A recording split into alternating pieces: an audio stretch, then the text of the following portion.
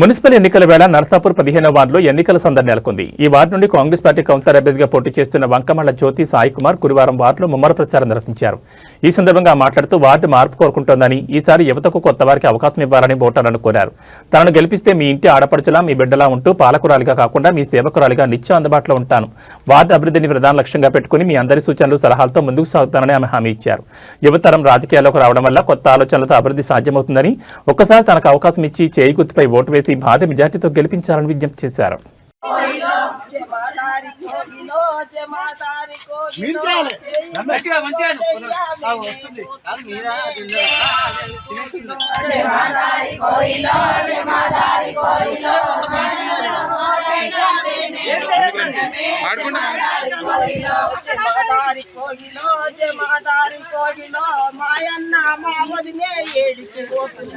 మెల్ల మెల్ల మెల్లగా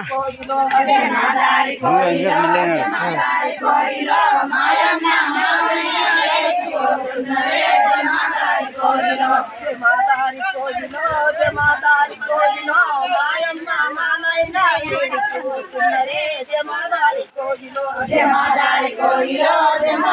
కోయిలో